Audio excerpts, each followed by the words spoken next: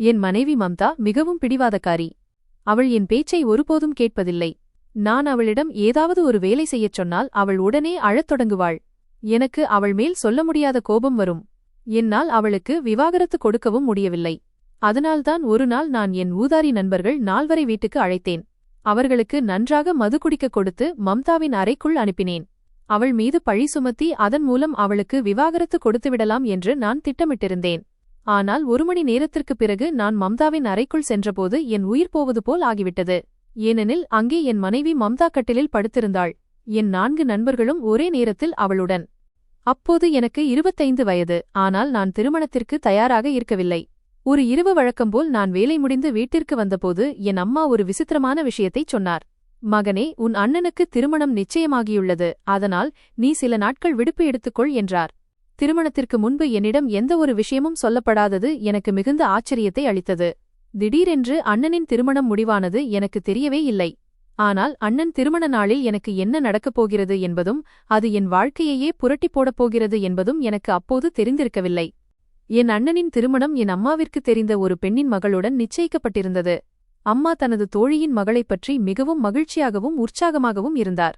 அந்த பெண் தங்கள் வீட்டு மருமகளாகப் போகிறாள் என்ற சந்தோஷம் அவரிடம் இருந்தது. ஆனால் என் அண்ணன் இந்த திருமணத்தில் மகிழ்ச்சியாக இல்லை.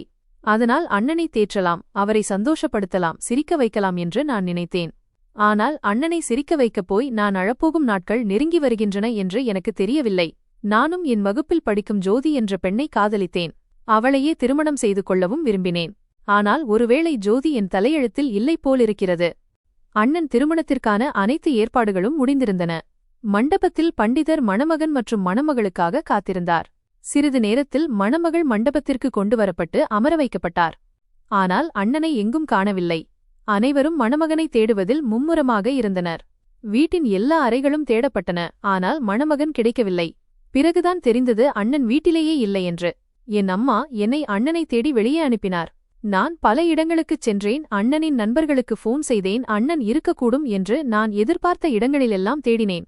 ஆனால் என்னால் அண்ணனை கண்டுபிடிக்க முடியவில்லை. அண்ணன் எங்கும் கிடைக்கவில்லை. நான் திரும்பி வரும்போது என்னென்ன பிரச்சனைகளை சந்திக்க நேரிடும் என்று தெரிந்திருந்தால் ஒருவேளை நானும் என் அண்ணனை பின்தொடர்ந்து ஓடியிருப்பேன். ஆனால் எனக்கு இவை எதுவுமே தெரியாது. நான் வீட்டிற்கு திரும்பி வந்தேன். நான் வீட்டிற்கு வந்து அம்மாவிடம் அண்ணனை எங்கும் காணவில்லை என்று சொன்னபோது என் அம்மா கதறி அழத் தொடங்கினார். நான் அவர்களை அமைதிப்படுத்த முயன்றேன். ஆறுதல் கூறினேன். ஆனால் என் ஆறுதல் அவர்களுக்கு எந்த பலனையும் அளிக்கவில்லை. அழுது கொண்டே அவர்கள் என் முன்னால் கைகளை கூப்பி வேண்டினார்கள். மகனே, கடவுளுக்காக என் மானத்தை காப்பாற்று. இல்லையென்றால் நான் உன்னை ஒருபோதும் மன்னிக்க மாட்டேன். ஒரு மகன் ஏற்கனவே என் கௌரவத்தை சிதைத்துவிட்டான். இப்போது எனக்கு நீதான் ஒரே துணை. நீயும் இப்படி செய்தால் நான் உன்னை மன்னிக்க மாட்டேன் மகனே. உன்னை நான் இவ்வளவு கஷ்டப்பட்டு வளர்த்து ஆளாக்கினேன். கடவுளுக்காக என் மானத்தை காப்பாற்று. இல்லையென்றால் நான் யாரிடமும் முகம் காட்ட முடியாது. பெண் வீட்டார்கள் என்ன நினைப்பார்கள்? தங்கள் மகளை வைத்து நாம் கேலி செய்வதாக நினைப்பார்கள். மகனுக்கு விருப்பம் இல்லாதபோது வேறொரு பெண்ணின் வாழ்க்கையை சீரழிக்க உங்களுக்கு என்ன உரிமை இருக்கிறது என்று மக்கள் நம்மை பார்த்து விரல் நீட்டுவார்கள். இப்போது நீதான் எனக்கு உதவ வேண்டும். அம்மாவின் பேச்சைக் கேட்டு நான் அதிர்ச்சியடைந்தேன். அம்மா, ஆனால் என்னால் என்ன செய்ய முடியும் என்று கேட்டேன். என் பேச்சைக் கேட்ட அம்மா மீண்டும் அழத் தொடங்கி, மகனே, இப்போது நீயே அந்த பெண்ணை திருமணம் செய்து கொள். அந்த பெண் மம்தா மிகவும் நல்லவள், பண்பானவள். அவள் உன்னை எப்போதும் மகிழ்ச்சியாக வைத்திருப்பாள் என்றார். அம்மாவின் பேச்சைக் கேட்டு நான் திகைத்துப் போனேன். நான் உடனடியாக இல்லை என்று தலையாட்டினேன். நான் சொன்னேன், ஆனால் அம்மா, எனக்கு இந்த மாதிரி குடும்பப்பாங்கான பெண்களை பிடிக்காது. மம்தாவை போன்ற பெண்கள் எனக்கு ஒத்துவராது. எனக்கு இன்றைய காலத்து நவீன பெண்களைத்தான் பிடிக்கும். என்னால் அந்த பெண்ணை திருமணம் செய்து கொள்ள முடியாது. நான் கொஞ்சம் எரிச்சலுடன் பேசினேன். ஆனால் அம்மாவின் கண்ணீர் இன்னும் அதிகமாக பெருகியது. இனிமேல் என் அம்மாவை அழுது கொண்டிருப்பதை பார்க்க என்னால் முடியவில்லை. அப்போது என் அப்பா ஒரு விஷயத்தைச் சொன்னார். அது எனக்கு பெரிய தைரியத்தை தந்தது. அடுத்ததாக இந்த கதையில் அப்பா என்ன சொன்னார் என்பதை நான் சொல்ல வேண்டுமா? நீங்கள் கேட்டபடியே எந்த ஒரு வரிகளும் விடுபடாமல் மொழிபெயர்க்கப்பட்டுள்ளது. அதற்கு மாறாக என் இதயத்தில் பேராசையின் ஒரு புதிய உலகம் குடியேறியது. அப்பா அப்போது மிகுந்த கோபத்திலிருந்தார். அவர் சொன்னார், மகனே, துஷார் சரியான நேரத்தில் நம்மை ஏமாற்றிவிட்டு வீட்டிலிருந்து ஓடிவிட்டான். அவன் இதை முதலிலேயே சொல்லியிருந்தால் ஒருவேளை நாம் அவனுக்கு இங்கே நிச்சயம் செய்திருக்க மாட்டோம். ஆனால் இப்படிப்பட்ட பிள்ளைகளை எப்படி நம்புவது? 4 பேருக்கு முன்னால் ஒரு மனிதனை அசிங்கப்படுத்திவிட்டான். இனி என் சொத்தில் அவனுக்கு ஒரு ஓட்ட நயா பைசா கூட கொடுக்க மாட்டேன். எனக்கு சொந்தமான சொத்துக்கள், இந்த வீடு, வங்கியிருப்பு என அனைத்தையும் உன் பெயரில் எழுதி வைப்பேன். நீ அந்த பெண்ணை திருமணம் செய்து கொண்டு அவளை உன் கௌரவமாக ஏற்றுக்கொண்டால் என் முழுச் சொத்தையும் உனக்கே கொடுத்து விடுவேன். உன் அண்ணனுக்கு அதில் ஒரு பைசா கூட உரிமை இருக்காது. அதன் பிறகு நீ மம்தாவுடன் வாழ்நாள் முழுவதும் மகிழ்ச்சியாக இருக்கலாம். அப்பா சொன்னதை கேட்டு எனக்கு உடம்பெல்லாம் சிலிர்த்தது. அப்பாவிடம் நிறைய சொத்துக்களும் நிலங்களும் இருந்தன. இன்று வரை அப்பா அதன் வாசனையை கூட எங்களுக்கு தெரியாமல் வைத்திருந்தார். பிள்ளைகளுக்கு முதலில் பெற்றோரின் சொத்துக்களைப் பற்றி தெரியக்கூடாது. மாறாக பெற்றோருக்கு செய்ய வேண்டிய கடமைகள் என்ன, அவர்களை எப்படி பராமரிக்க வேண்டும் என்பதுதான் தெரிய வேண்டும் என்று அப்பா கருதினார். இல்லையென்றால் பிள்ளைகள் சொத்து ஆசையிலும் அதை பிரிப்பதிலும் குறியாக இருப்பார்கள் என்பது அவர் எண்ணம். அப்பாவின் வாயிலிருந்து சொத்து என்ற வார்த்தையை கேட்டதும் நான் உடனே சம்மதம் தெரிவித்துவிட்டேன். நான் சரி என்று சொன்னதும் என் பெற்றோர் என் மீது உயிரையே வைத்தார்கள். அப்பா சொன்னார், மகனே, நீ என் மனதை மகிழ்வித்து விட்டாய். பார், நானும் உன்னை மகிழ்ச்சியாக வைத்திருப்பேன். நீ நினைத்துக்கூட பார்க்க முடியாத அளவுக்கு உனக்கு அள்ளிக் கொடுப்பேன். அப்பாவின் வார்த்தைகள் எனக்கு ஒரு புதிய தைரியத்தை கொடுத்தன. நான் அந்த நிமிடமே மணமேடையில் அமர்ந்து மம்தாவை திருமணம் செய்து கொண்டேன். என் மனதிற்குள் இப்போது லட்டுக்கள் வெடித்தன. பேராசை வளர்ந்தது. அப்பாவிடம் இருந்த சொத்துக்களை இனி நான் விற்கவும் முடியும். அதை பற்றி அவர் கவலைப்பட மாட்டார். ஏனென்றால் அந்த சொத்துக்கள் என் பெயருக்கு வரப்போகின்றன. புதிய தொழில் தொடங்கப் போகிறேன். அதனால் நிலங்களை விற்க வேண்டும் என்று அவரிடம் சொல்லிவிடலாம் என நினைத்தேன். என்னுடைய இந்த முடிவால் அனைவரும் எனக்கு கடமைப்பட்டவர்கள் போல மாறினார்கள். ஏனென்றால் எனக்கு இப்படிப்பட்ட கிராமத்து பெண்களை பிடிக்காது என்பது என் அம்மாவுக்கு நன்றாக தெரியும். ஆனாலும் இப்போது நான் அவர்கள் கௌரவத்தை காப்பாற்றியதால் நான் அனைவருடைய கண்களிலும் செல்லப்பிள்ளையாகிவிட்டேன். ஒரு வழியாக மம்தாவை வழியனுப்பி வீட்டுக்கு அழைத்து வந்தேன். 1-2 சடங்குகளுக்குப் பிறகு மம்தா என் அறைக்குள் அமர வைக்கப்பட்டார். சிறிது நேரத்திற்குப் பிறகு நான் அறைக்குள் நுழைந்தேன். அறை முழுவதும் மலர்களாலும் நறுமணத்தாலும் ஜொலித்தது. எனக்கு முன்னால் ஒரு அழகான கிராமத்து பெண் அமர்ந்திருந்தாள். ஆனால் எனக்கு அவள் மேல் எந்த காதலும் இருக்கவில்லை. அவளை பார்க்க வேண்டும் என்ற துடிப்பும் என்னிடம் இல்லை. எனக்கு அவளை பிடிக்காத போது என்னிடமிருந்து எப்படி அன்பு வெளிப்படும்? நான் பணத்தின் மீதுள்ள ஆசையினால் மட்டுமே அவளை திருமணம் செய்திருந்தேன். அவளுடைய முகத்தை பார்ப்பதற்கு கூட எனக்கு விருப்பமில்லை. எனக்கு நகரத்து நாகரீகமான பெண்களைத்தான் பிடிக்கும். ஒரு பெண் எவ்வளவு அழகாக இருக்கிறாள் என்பது எனக்கு முக்கியமில்லை. அவள் எப்படி பேசுகிறாள், அவளுடைய குணம் எப்படி, அவளுடைய ஆளுமை, பர்சனாலிட்டி எப்படி, அவளிடம் எவ்வளவு நளினம் இருக்கிறது என்பதைத்தான் நான் கவனிப்பேன். இதுதான் என் மீது தாக்கத்தை ஏற்படுத்தும். உண்மையைச் சொன்னால் இதற்கு முன்பு நான் மம்தாவை பார்த்ததில்லை. ஆனால் என் அம்மா அவள் மிக அழகான பண்பான பெண் என்று அவளைப் பற்றி புகழ்ந்து தள்ளியதை நிறைய கேட்டிருக்கிறேன். இருப்பினும் மம்தாவிடம் பேச என் மனம் கொஞ்சம் கூட விரும்பவில்லை. அவள் முகத்திரை கூங்காட் அணிந்து கட்டிலில் அமர்ந்திருந்தாள். நான் என் ஷெர்வானியை கழற்றி ஹேங்கரில் மாட்டினேன். பிறகு கடிகாரத்தை கழற்றினேன். ஒருவேளை நான் அவளை கூப்பிடுவேன் அல்லது அவள் அருகில் அமர்ந்து முகத்திரையை விலக்குவேன் என்று மம்தா காத்துக் கொண்டிருந்திருக்கலாம். ஆனால் எனக்கு இதில் எந்த அவசரமும் இருக்கவில்லை. என்னிடமிருந்து எந்த பேச்சும் இல்லாததால் மம்தாவால் அதை தாங்க முடியவில்லை என்று நினைக்கிறேன். அவள் மிக மெல்லிய குரலில் என்னிடம் சொன்னாள், நமஸ்தே ஜி. வணக்கம். அவளுடைய அந்த வார்த்தைகளை கேட்டதும் எனக்கு நெருப்பு பற்றி எரிவது போல் இருந்தது. கோபத்துடன் நான் சொன்னேன், தொடங்கிவிட்டாயா உன்னுடைய அந்த படிப்பறிவில்லாத பேச்சை?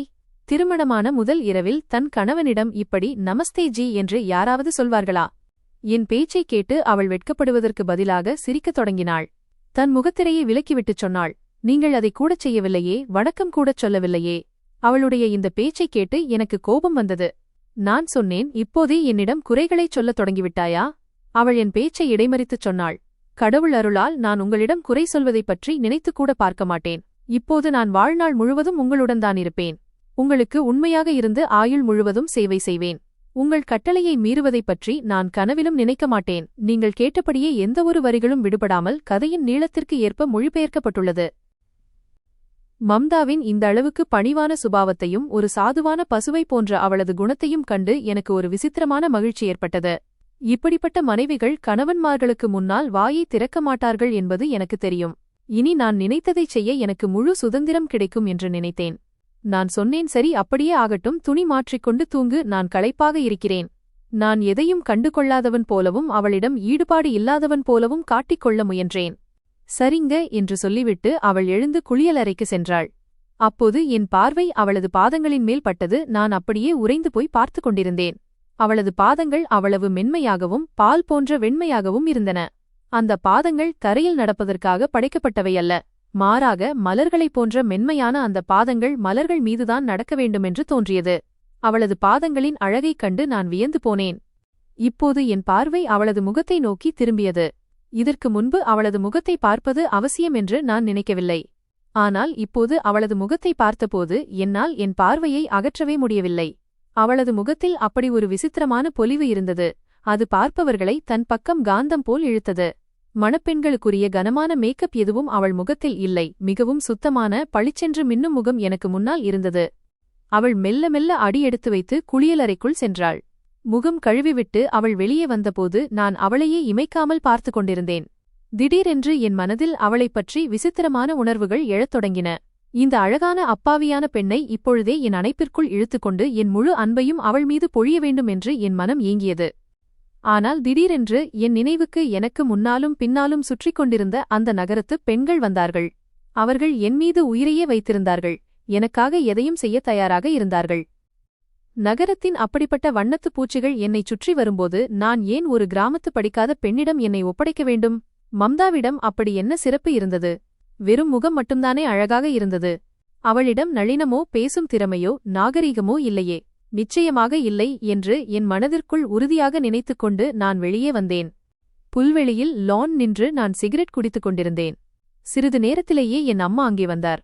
என் தலையை தடவிக் கொடுத்து கொண்டே சொன்னார், மகனே, கவலைப்படாதே. உன் மனைவி மம்தா லட்சத்தில் ஒருத்தி. பார், அவள் உன்னை வாழ்நாள் முழுவதும் மகிழ்ச்சியாக வைத்திருப்பாள். ஒருபோதும் உனக்கு குறை சொல்ல இடம் தரமாட்டாள். அவள் மிகவும் விசேஷமான பெண். இப்படிப்பட்ட மனைவி கிடைக்க நீ கொடுத்து வைத்திருக்க வேண்டும். இக்காலத்தில் தேடினாலும் இப்படிப்பட்ட பெண்கள் கிடைக்க மாட்டார்கள். நான் சொன்னேன், ஆமாம் அம்மா, நீங்கள் சொல்வது சரிதான். உங்கள் கௌரவத்திற்காகவும் மதிப்பிற்காகவும் தான் நான் இதையெல்லாம் செய்தேன். என் அம்மா என்னை ஆசிர்வதிக்கத் தொடங்கினார். சரிப்போ, அவள் ஒரு புது மணப்பெண், அவளிடம் போய் அமர்ந்து அவளை சந்தோஷப்படுத்து என்றார். சரி, நான் போகிறேன் என்று ஒரு கீழ்ப்படிதலுள்ள பிள்ளையைப் போல தலையாட்டிவிட்டு நான் உள்ளே வந்தேன். நான் உள்ளே வந்தபோது மீண்டும் ஆச்சரியப்பட்டேன். அறையின் மூலையில் இருந்த ஒரு சிறிய வழிபாட்டு இடத்திற்கு முன்னால் அவள் கண்களை மூடிக்கொண்டு கைகளை கூப்பி நின்று கொண்டிருந்தாள். கடவுளிடம் அவள் என்ன வேண்டுகிறாள் என்று தெரியவில்லை. தன்னைச் சுற்றி நடப்பது கூட அவளுக்கு தெரியாத நிலையில் இருந்தாள். அவளை அவ்வளவு அமைதியாக பார்த்தபோது அவளை ஏதாவதொரு வகையில் சீண்ட வேண்டும் என்று எனக்கு தோன்றியது. நான் உள்ளே வந்தவுடன் கிண்டலாகச் சொன்னேன், திருமணத்திற்கு முன்னால் நீ அப்படி என்ன பாவம் செய்தாய்? இப்போது கடவுளிடம் இப்படி மன்னிப்பு கேட்டுக்கொண்டிருக்கிறாய். ஏதாவது ஒரு காரணம் இருக்கும். உன் கடந்த காலத்தில் நீ ஏதாவது பாவம் செய்திருப்பாய். என் பேச்சை கேட்டு அவளுக்கு கோபம் வரவில்லை. மாறாக தன் வழக்கப்படி அவள் மெலிதாக புன்னகைத்தாள். அவள் சொன்னாள், நான் உங்கள் நீண்ட ஆயுளுக்காக வேண்டிக் கொண்டிருந்தேன். நான் அப்படி எந்த பாவமும் செய்யவில்லை. பொதுவாக நாம் அனைவரும் பாவிகள்தான். தெரிந்தும் தெரியாமலும் ஒவ்வொரு மனிதனும் தவறு செய்கிறான். நாம் கடவுளிடம் மன்னிப்பு கேட்டுக்கொண்டே இருக்க வேண்டும். நல்வழியில் நடத்தும்படி அவரிடம் பிரார்த்தனை செய்ய வேண்டும். அவளுடைய பேச்சை கேட்டு எனக்கு மீண்டும் கோபம் வந்தது. நான் கேட்டேன், ஓ, அப்படியானால் நான் ஒரு பாவி என்றும் நான் நரகத்திற்குப் போவேன் என்றும் சொல்ல வருகிறாயா? என் பேச்சை கேட்டதும் அவள் பதறிப்போய் உடனே என் காலடியில் அமர்ந்து என் பாதங்களை தொட்டு வணங்கினாள். கடவுளே, அப்படி ஒரு வார்த்தையை நான் உங்களுக்கு சொல்ல மாட்டேன். அப்படி சொல்வதற்கு முன்னால் என் நாக்கு அருந்து போகட்டும் என்றாள். ஆனால் இவை அனைத்தும் எனக்கு ஒரு நாடகம் போலவே தோன்றியது. அவளது இந்தச் செயல்களில் எனக்கு எந்த உண்மையும் தெரியவில்லை. அவளது அதீத பொறுமை எனக்கு இன்னும் கோபத்தை உண்டாக்கியது. அவள் கொஞ்சம் கோபப்பட்டாலோ அல்லது என்னிடம் சண்டை போட்டாலோ நன்றாக இருந்திருக்கும் என்று நான் நினைத்தேன். இதற்குப் பிறகு மம்தாவுக்கும் அவனுக்கும் இடையே என்ன நடந்தது? நீங்கள் கேட்டபடியே எந்தவொரு வரிகளும் விடுபடாமல் கதையின் நீளத்திற்கு ஏற்ப மொழிபெயர்க்கப்பட்டுள்ளது. அப்படி இருந்திருந்தால் நானும் இயல்பாகியிருப்பேன். அவளும் என்னைப் போலத்தான் என்று நினைத்திருப்பேன். ஆனால் அவள் எப்படி இருந்தாளென்றால் நான் அங்கிருப்பதற்கும் இல்லாததற்கும் அவளுக்கு எந்த வித்தியாசமும் இல்லாதது போல இருந்தது. அவளுடைய அந்த அமைதியும் பொறுமையும் எனக்குள் நெருப்பை மூட்டிக் கொண்டிருந்தது. அவள் என்னை பார்த்து கேலி செய்வது போல எனக்கு தோன்றியது. அவளுடைய உடைகள், அவளது நடை, பேச்சு என எல்லாமே வித்தியாசமாக இருந்தன. அவளுடைய இந்தச் செயல்களை பார்த்தபோது அவள் மிகவும் நேர்மையான மற்றும் தூய்மையான பெண் என்பதை நான் புரிந்து கொண்டேன். இன்றுவரை அவள் எந்த ஒரு அந்நிய ஆடவனையும் நிமிர்ந்து கூட பார்த்திருக்க மாட்டாள். நான் அவளைப் பற்றி இதையெல்லாம் சிந்தித்துக் கொண்டிருந்தபோது என் அறைக்கதவு தட்டப்பட்டது. நள்ளிரவு 12 மணி. இந்த நேரத்தில் என் அறைக்கதவை யார் தட்டக்கூடும் என்று எனக்கு ஆச்சரியமாக இருந்தது. நான் கதவை திறந்தபோது முன்னால் என் அப்பா நின்றிருந்தார். கண்களில் கண்ணீருடனும் முகத்தில் மகிழ்ச்சி கலந்த உணர்ச்சிகளுடனும் அவர் இருந்தார். அப்பா என்னை பார்த்ததும் என்னை கட்டிப்பிடித்துக் கொண்டார். அப்பாவின் அந்த மகிழ்ச்சி எனக்கு புரியவில்லை. என்ன விஷயம் அப்பா என்று கேட்டேன். அப்பா சொன்னார், விஷயம் அப்படிப்பட்டதுதான், சந்தோஷப்படாமல் இருக்க முடியாது. நீ என் அறைக்கு வா, நான் எல்லாவற்றையும் சொல்கிறேன். நான் அப்பாவின் அறைக்குச் சென்றபோது சில காகிதங்கள் அவர் கட்டிலில் சிதறிக் கிடந்தன. இது என்ன என்று கேட்டேன். என் மனதில் சொத்து விவகாரம் இருந்ததால் நான் இப்படி கேட்டேன். அப்பா மகிழ்ச்சியுடன் அந்த பேப்பர்களை என்னிடம் காட்டினார். அலுவலகத்திலிருந்து எனது விண்ணப்பம் ஏற்றுக்கொள்ளப்பட்டுவிட்டது. உனக்கு தெரியும் நான் எத்தனை நாட்களாக விடுமுறை கேட்டு விண்ணப்பித்துக் கொண்டிருந்தேன் என்று. 4 புனித தலங்களுக்கு சார்தாம் யாத்திரை செல்வதற்காக அலுவலகம் மூலம் என்னை பரிந்துரைக்க விண்ணப்பித்திருந்தேன். இப்போது என் விண்ணப்பம் ஏற்கப்பட்டுவிட்டது என்றார். நான் ஆச்சரியப்பட்டேன். எத்தனை காலமாக அவர்கள் இதற்காக முயற்சி செய்து கொண்டிருந்தார்கள். அப்பா மற்றும் அம்மாவின் மனதில் தீர்த்த யாத்திரை செய்ய வேண்டும் என்ற பெரிய ஆர்வம் இருந்தது. அப்பாவின் மகிழ்ச்சியைக் கண்டு எனக்கும் மகிழ்ச்சியாக இருந்தது. அப்பா சொல்லத் தொடங்கினார், மகனே, இறைவனின் திருத்தலங்களை தரிசிக்க வேண்டும் என்பது என் விருப்பம்.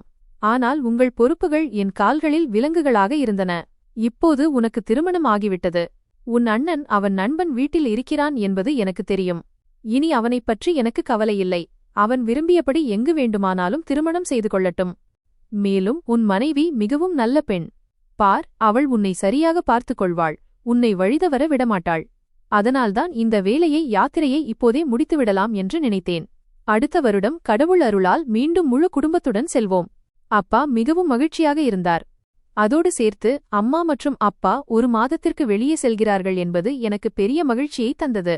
இனி அந்த வீடு முழுவதிலும் நான் மட்டுமே தனியாக இருப்பேன். நான் மம்தாவிடம் ஒரு காரியத்தைச் செய்யப் போகிறேன். அதன் பிறகு அவளுக்கு விவாகரத்து கொடுக்க வேண்டிய அவசியமே இருக்காது. அவளே இந்த வீட்டை விட்டு ஓடிவிடுவாள் என்று நான் முடிவு செய்தேன். நான் மீண்டும் அறைக்குள் சென்றேன். அவள் இன்னும் அந்த பண்பான மருமகள் நாடகத்தையே ஆடிக்கொண்டிருந்தாள். கையில் பகவத்கீதையை வைத்துக்கொண்டு அதை வாசித்துக் கொண்டிருந்தாள். நான் அவள் அருகில் அமர்ந்தேன். நான் கேட்டேன், மம்தா, நீ உண்மையிலேயே அவ்வளவு தூய்மையான மற்றும் ஆன்மீகமான பெண்ணா? எப்போதும் கடவுள் வழிபாட்டிலேயே இருக்கிறாயே. நீ இதுவரை எந்த ஒரு அந்நிய ஆடவனையும் ஏறிட்டு பார்த்ததே இல்லையா? என் பேச்சைக் கேட்டதும் அவள் தன் காதுகளை தொட்டுக்கொண்டு சொன்னாள், நான் எந்த ஒரு அந்நிய ஆடவனையும் தவறான பார்வையில் பார்த்ததில்லை என்பது என் கடவுளுக்குத் தெரியும். எனக்கு அந்நிய ஆண்களுடன் அமர்வது கூட பிடிக்காது. நான் சொன்னேன், அப்படியானால் என் நண்பர்களுக்கு முன்னால் வருவது கூட உனக்கு பிடிக்காதே? அதற்கு அவள், ஆமாம், அப்படித்தான். நான் உங்கள் நண்பர்களுக்கு முன்னால் வரமாட்டேன் என்றாள். நான் சொன்னேன், சரி, அப்படியானால் நான் உன்னை உன் பெற்றோர் வீட்டிற்கு அனுப்பி வைக்கிறேன். ஏனென்றால் நீ இங்கிருந்து சென்ற பிறகு நான் என் நண்பர்களை வீட்டிற்கு அழைப்பேன். அம்மா அப்பா தீர்த்த யாத்திரைக்குப் போகிறார்கள். உனக்கு தெரியும், இந்த வாய்ப்பு அடிக்கடி கிடைக்காது. என் நண்பர்கள் என் வீட்டிற்கு வர விரும்புகிறார்கள். என் நண்பர்கள் 2 வெளிநாட்டில் வேலை செய்கிறார்கள். என் திருமணத்திற்காக அவர்கள் விடுமுறை எடுத்து வந்திருக்கிறார்கள். நாங்கள் அனைவரும் சிறுவயது நண்பர்கள். நாங்கள் ஒன்றாக அதிக நேரம் செலவிட விரும்புகிறோம்.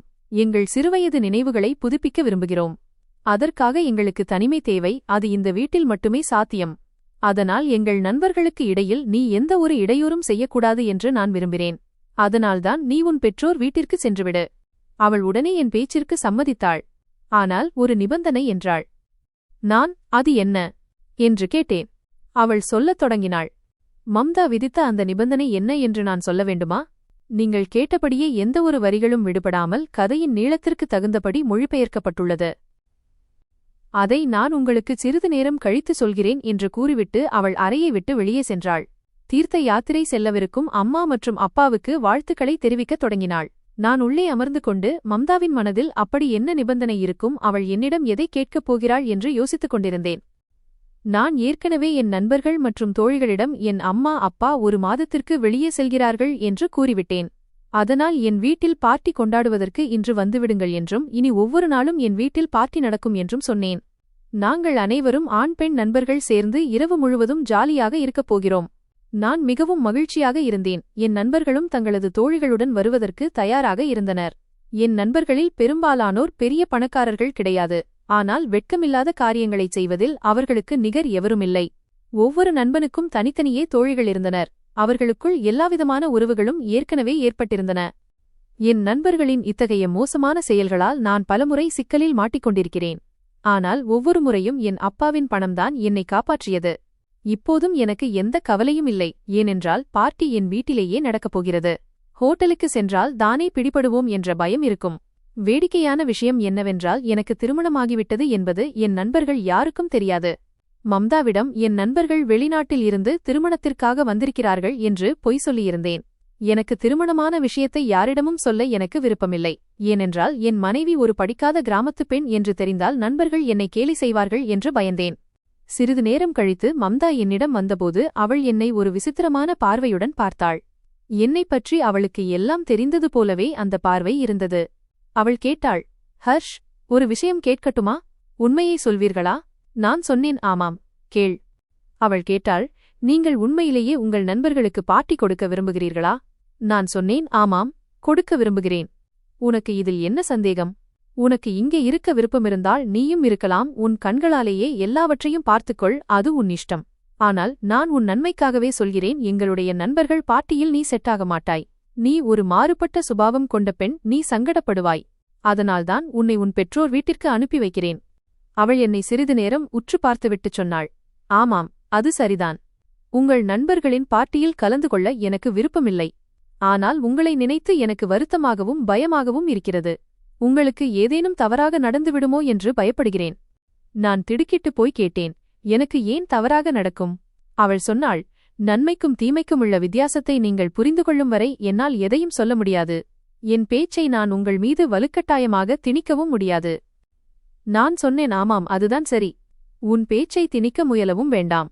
உன்னை நான் விரும்பித் திருமணம் செய்யவில்லை என்பது உனக்கே தெரியும். என் அம்மா அப்பாவின் மகிழ்ச்சிக்காகத்தான் இதை செய்தேன். இல்லையென்றால் உனக்கு மணமகனாக வரவேண்டியவன் திருமண நேரத்திற்கு முன்பே உன்னை விட்டுவிட்டு ஓடிவிட்டான். அவன் இன்னும் திரும்பி வரவில்லை. உன்னை திருமணம் செய்ய விருப்பமில்லை என்று போனில் மட்டும் சொல்லிவிட்டு தன் நண்பன் வீட்டில் இருக்கிறான். நிச்சயமாக ஏதோ ஒரு காரணத்திற்காகத்தான் அவன் உன்னை திருமணம் செய்யாமல் ஓடியிருக்கிறான். நீ ஏதாவது செய்திருப்பாய், அல்லது உன் பேச்சில் அவனுக்கு ஏதோ ஒன்று உறுத்தியிருக்கும். உன்னுடைய நடத்தை அல்லது எண்ணம் சரியில்லை என்று என் அண்ணன் நினைத்திருப்பான். அதனால்தான் உன்னை விட்டு ஓடிவிட்டான். என்னுடைய இந்த பேச்சை கேட்டதும் மம்தாவின் முகத்தில் மிகுந்த வேதனை தெரிந்தது. அடுத்த கணமே அவள் கண்களில் கண்ணீர் குளமாக தேங்கியது. இறுதியில் அவளும் ஒரு பெண்தானே. ஆனால் நான் அவளை தேற்ற முயலவில்லை. அவளை அப்படியே அழவிட்டுவிட்டு நான் குளியலறைக்குச் சென்றேன். இப்படியாக எங்கள் திருமணத்தின் முதல் இரவு கழிந்தது. நான் அவளை தொடக்கூட இல்லை. குளியலறையிலிருந்து வந்த நான் நேராக சோபாவில் படுத்துக்கொண்டேன். அவளும் என்னிடம் எதுவும் சொல்லவில்லை. அமைதியாக கட்டிலில் படுத்து உறங்கினாள்.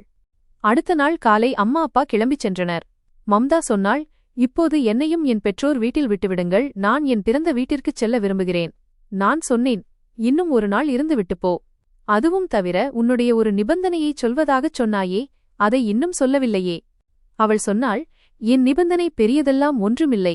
நீங்கள் தினமும் அதிகாலையில் எழுந்து கடவுளுக்கு ஆரத்தி எடுத்துவிட்டு உங்கள் நாளை தொடங்க வேண்டும் என்பது மட்டும்தான் என் நிபந்தனை. நீங்கள் கேட்டபடியே எந்த ஒரு வரிகளும் விடுபடாமல் கதையின் நீளத்திற்கு ஏற்ப மிக துல்லியமாக மொழிபெயர்க்கப்பட்டுள்ளது. நீங்கள் கடவுளின் பெயரைச் சொல்லி உங்கள் நாளை தொடங்கும்போது கடவுளும் உங்கள் மீது மகிழ்ச்சி கொள்கிறார். உங்களை எல்லா இன்னல்களிலிருந்தும் காப்பாற்றுகிறார். உலகம் தலைகீழாக மாறினாலும் அதிகாலையில் கடவுளை கண்டிப்பாக நினைக்க வேண்டும். அவளுடைய இந்த பேச்சு எனக்கு பிடித்திருந்தது. இதை கேட்டு நான் கவரப்பட்டேன். அவள் என்னிடம் பணம் கேட்பாள் அல்லது வேறு ஏதேனும் பிடிவாதம் பிடிப்பாள் என்று நான் நினைத்தேன். ஆனால் அந்த அப்பாவி பெண் எனக்கே நன்மையளிக்கக்கூடிய ஒரு விஷயத்தைச் சொன்னாள். இதற்காக நான் கொஞ்சம் வெட்கப்பட்டேன். அவளை தவறாக புரிந்து கொண்டோமே என்று வருத்தப்பட்டேன். அவள் என் நலனைப் பற்றித்தான் சிந்தித்துக் கொண்டிருந்தாள். எப்படியோ இப்படிப்பட்ட பேச்சுகளால் அவளுக்கு எந்த பாதிப்பும் ஏற்படவில்லை. அவள் பொறுமையின் சிகரமாகவே இருந்தாள். சிறிது நேரத்திலேயே அவள் தன் உடைமைகளை மூட்டை கட்டிக்கொண்டாள். என் மனதிற்குள் ஏதோ ஒரு சோகம் குடிகொண்டது. அவள் பிரிந்து செல்வது எனக்கு ஏன் பிடிக்கவில்லை என்று தெரியவில்லை. ஆனால் நான் அதை வெளியே காட்டிக்கொள்ளவில்லை. அவளை வண்டி வரை சென்று வழி அனுப்பி வைத்தேன். அவள் தன் பெற்றோர் வீட்டிற்குச் சென்றாள். அவள் சென்ற பிறகு வீட்டில் ஒரு விசித்திரமான மௌனம் நிலவியது. ஒரு நபர் அல்ல, 10 பேர் வீட்டை விட்டு வெளியேறியது போன்ற ஒரு உணர்வு. வீடு மிகவும் வெறிச்சோடி தெரிந்தது. நான் பதற்றத்துடன் உடனே என் நண்பர்கள் இருவருக்கு ஃபோன் செய்து, வீடு காலியாகிவிட்டது, நீங்கள் மாலையிலேயே வந்துவிடுங்கள் என்று சொன்னேன். என் நண்பர்களும் இந்த வாய்ப்பிற்காகத்தான் காத்துக் கொண்டிருந்தார்கள். என் நண்பர்கள் வந்தவுடன் வீட்டில் ஒரு புதிய உற்சாகம் பிறந்தது. எங்கு பார்த்தாலும் பாடல்களின் சத்தம், அதிரடி டிஜே ஒலிக்கத் தொடங்கியது. டிஜே இசைக்கு ஏற்ப என் நண்பர்களின் தோழிகள் நடனமாடிக் கொண்டிருந்தார்கள். அந்த பெண்கள் அனைவரையும் எனக்கு முன்பே தெரியும். அவர்களுக்காக சிறிய பரிசுகளையும் நான் தயார் செய்து வைத்திருந்தேன். அந்த பரிசுகளை கொடுத்தபோது அவர்கள் மிகவும் மகிழ்ச்சியடைந்தார்கள். அவர்களுக்கு இதுபோன்ற விஷயங்கள்தான் பிடிக்கும். சாப்பிட்ட பிறகு நாங்கள் நடன நிகழ்ச்சியை தொடங்கினோம். நண்பர்களும் தோழிகளும் ஒன்றாக சேர்ந்து நடனமாடி பேசிக் கொண்டிருந்தார்கள். ஆனால் இதற்கு இடையில் ஏதோ தவறு நடப்பது போன்ற உணர்வு எனக்கு ஏற்பட்டது. இன்று என் நண்பர்கள் ரமன் மற்றும் ராஜீவின் குணாதிசயங்கள் கொஞ்சம் விசித்திரமாக தெரிந்தன. அவர்கள் கண்களில் ஒருவித நயவஞ்சகம் தெரிந்தது. என்னிடமிருந்து ஏதோ ஒரு ரகசியத்தை மறைப்பது போல அவர்கள் தெரிந்தார்கள். மற்றவர்கள் அனைவரும் தங்கள் வேலையில் பிஸியாக இருந்தபோது இவர்கள் இருவரும் ஒருவருக்கொருவர் ஜாடை காட்டிக் கொண்டிருந்தார்கள். ரமன் மற்றும் ராஜீவின் கவனமெல்லாம் வேறு எங்கோ இருந்தது. நான் அவர்கள் மீது ஒரு கண் வைத்திருந்தேன். ஆனால் அப்போது பிரியங்கா என்னை உள்ளே அழைத்தாள். அவள் எனக்கு மிகவும் பிடித்த தோழி. அவள் ஒருபோதும் என்னிடம் உரத்த குரலில் பேசியதில்லை. எனக்கு மிகுந்த மரியாதையும் கொடுத்தாள். நான் அவளிடம் சென்றேன். அவள் என்னிடம் பேசத் தொடங்கினாள். பேச்சினூடே இரவு நண்பகல் 12 மணி ஆனதே தெரியவில்லை. பிறகு நாங்கள் அனைவரும் அமர்ந்து மீண்டும் மது அருந்தத் தொடங்கினோம். ஆனால் அப்போதும் ராஜீவின் கண்கள் வேறு ஏதோ சொல்லிக் கொண்டிருந்தன. அவன் மது அருந்துவதில் பெரிய ஆர்வம் காட்டவில்லை. எனக்குள் ஒருவித படபடப்பு ஏற்பட்டது. அப்போதுதான் மம்தா என்னை அழைப்பது போன்ற ஒரு உணர்வு ஏற்பட்டது. அவள் என்னை அறைக்குள் அழைப்பது போல இருந்தது. விடியற்காலை ஒளி பரவப்போகிறது, போ. கடவுளிடம் போ. நீ செய்த பாவங்களுக்காக மன்னிப்பு கேள். கடவுளுக்கு ஆரத்தி எடு. இவர்களை இங்கிருந்து வெளியேற்று. இவர்கள் நல்லவர்கள் இல்லை. இல்லையென்றால் மிக மோசமான விளைவுகள் ஏற்படும் என்று அவள் சொல்வது போல் இருந்தது. இதைக் கேட்டு நான் திகைத்துப் போனேன். மம்தா என் முன்னால்தானே அவள் அம்மா வீட்டிற்கு சென்றாள். அவள் மீண்டும் வீட்டிற்கு வந்துவிட்டாளா? எனக்கு மிகுந்த கோபம் வந்தது. அவளுடைய குரல் என் காதுகளில் மோதிக்கொண்டிருந்தது. இது வெறும் பிரமை என்று என்னால் சொல்ல முடியவில்லை. வீட்டில் இசை சத்தம் மிக அதிகமாக இருந்தபோதிலும் அது அவளுடைய குரல்தான் என்பதில் எனக்கு அசைக்க முடியாத நம்பிக்கை இருந்தது. அவள் வீட்டிற்கு வந்துவிட்டாள் என்று நினைத்து கோபத்துடன் என் அறை கதவை திறந்து உள்ளே சென்று தாழ்பாள் போட்டுக்கொண்டேன். ஆனால் நான் கதவை தாழிட்ட அந்த வினாடியே வெளியிலிருந்து மிக பயங்கரமான சத்தங்கள் கேட்கத் தொடங்கின. அந்தச் சத்தத்தை கேட்டதும் என் இதயம் நின்றுவிடுவது போல் இருந்தது. அது துப்பாக்கியிலிருந்து வெளிவரும் குண்டு சத்தங்கள். நான் பயத்தில் அப்படியே கட்டிலில் அமர்ந்து விட்டேன். நடுக்கத்தில் என் இதயம் பலமாக அடித்துக் கொண்டது. நான் நடுங்கும் கைகளால் என் மொபைலை எடுத்து ஒரு நம்பரை டயல் செய்தேன். சிறிது நேரத்திலேயே என் அறை கதவை யாரோ பலமாக தட்டினார்கள். ஆனால் நான் கதவை திறக்கவில்லை. கண்டிப்பாக என் வீட்டில் ஏதோ அசம்பாவிதம் நடந்து கொண்டிருக்கிறது. குறிப்பு: இந்த கதையில் ஹர்ஷ் யாருக்கு போன் செய்திருப்பான்? அவனை கதவை தட்டி அழைப்பது யார்? துப்பாக்கி சூடு சத்தம் கேட்டுக்கொண்டிருந்தது. ஆனால் சிறிது நேரத்திலேயே வெளியே அனைத்தும் அமைதியானது. நான் ஏற்கனவே போலீசாருக்கு போன் செய்திருந்தேன். அதனால் சிறிது நேரத்தில் போலீஸ் வாகனத்தின் சைரன் சத்தம் ஒலிக்கத் தொடங்கியது. என் அறைக்கதவை எவ்வளவு முயன்றும் யாராலும் உடைக்க முடியவில்லை. ஏனென்றால் அது அவ்வளவு உறுதியான கதவு. 100 பேர் சேர்ந்து முயன்றாலும் அந்த கதவை உடைத்திருக்க முடியாது. அந்த அறையில்தான் அனைத்து நகைநட்டுகள், விலையுயர்ந்த பொருட்கள், பணம் மற்றும் முக்கியமான ஆவணங்கள் வைக்கப்பட்டிருந்தன. எனது மொபைலையும் நான் என்னுடனேயே அறைக்குள் எடுத்து வந்திருந்தேன். என் நண்பர்கள் எனக்கு நிறைய மது குடிக்க வைக்க முயன்றார்கள். ஆனால் நான் மிக குறைவாகவே குடித்திருந்தேன். அதனால்தான் நான் முழு சுயநினைவுடன் இருந்தேன். மம்தாவின் குரல் கேட்டபோதுதான் நான் இந்த அறைக்குள் வந்தேன். ஆனால் உள்ளே யாருமே இல்லை. நான் இதைப் பற்றித்தான் சிந்தித்துக் கொண்டிருந்தேன். அதே நேரத்தில் போலீசாரும் வந்துவிட்டார்கள். அந்த நாடகம் முடிவுக்கு வந்தது. போலீசார் அனைவரையும் கைது செய்தார்கள். நான் என் நண்பர்களின் பெயர்களை சொன்னேன். அவர்கள் ஏழ்மையான குடும்பத்தை சேர்ந்தவர்கள். ஆனால் மிகுந்த நயவஞ்சகர்களாகவும் சூழ்ச்சிக்காரர்களாகவும் மாறிவிட்டார்கள். அவர்கள் அன்று என்னை கொன்று என் வீட்டில் கொள்ளையடிக்கும் நோக்கத்தோடுதான் வந்திருந்தார்கள். இந்த உண்மையை அறிந்தபோது என்னால் நம்பவே முடியவில்லை. என் உயிர் நண்பர்களே எனக்கு எதிராக இவ்வளவு பெரிய திட்டத்தை தீட்டுவார்கள் என்று நான் நினைக்கவில்லை. அவர்களுக்கு என் திருமணத்தைப் பற்றியும் தெரிந்திருந்தது. என் அறையில் விலையுயர்ந்த நகைகள் இருப்பதும் தெரிந்திருந்தது. அவர்கள் அனைத்தையும் திருடிக்கொண்டு ஓடத் திட்டமிட்டிருந்தார்கள். ஆனால் சரியான நேரத்தில் போலீசார் வந்துவிட்டதால் அனைவரும் பிடிபட்டனர். ஆனால் என்னை மிகவும் ஆச்சரியப்படவும் கவலைப்படவும் வைத்த விஷயம் என்னவென்றால், அன்று இரவு என் மனைவி வீட்டில் இல்லை. அவள் மறுநாள்தான் வீட்டிற்கு திரும்பி வந்தாள். ஆனால் அது ஒருவேளை அவள் கடவுள் மீது வைத்திருந்த உண்மையான பக்தியின் பலனாக இருக்கலாம். அதுதான் என்னை காப்பாற்றியது. கடவுள் தனது உண்மையான பக்தர்களுக்கு வரும் ஆபத்தை அது வருவதற்கு முன்பே தடுத்து விடுவார். கடவுளின் லீலைகள் அளவிட முடியாதவை. அன்றிலிருந்து நான் எனது அனைத்து தீய பழக்கங்களையும் விட்டுவிட்டேன். என் மனைவி மம்தாவை என் இதயபூர்வமாக ஏற்றுக்கொண்டேன். அவளுடன் சேர்ந்து எனது திருமண வாழ்க்கையை ஒரு புதிய அத்தியாயமாகத் தொடங்கினேன். இன்று நான் என் மனைவியுடன் மிகவும் மகிழ்ச்சியாக இருக்கிறேன். எனக்கு ஒரு மகனும் இருக்கிறான். அவனை என் மனைவி மிகச் சிறப்பாக வளர்த்து வருகிறாள். என் மனைவி எனக்கு ஒரு சிறந்த வரமாக அமைந்திருக்கிறாள். நண்பர்களே, இந்த கதை உங்களுக்கு பிடித்திருந்தால் கமெண்ட் மூலம் உங்கள் கருத்தை தெரியப்படுத்துங்கள். இந்த வீடியோவை லைக் செய்து மற்றவர்களுக்கும் அதிகம் பகிருங்கள். ஷேர். எங்கள் சேனலுக்கு நீங்கள் புதியவர் என்றால் சப்ஸ்கிரைப் செய்யுங்கள். மேலும் அடுத்தடுத்த கதைகள் உங்களுக்கு உடனுக்குடன் கிடைக்க நோட்டிஃபிகேஷன் பெல் ஐக்கன் பட்டனை அழுத்த மறக்காதீர்கள். நன்றி.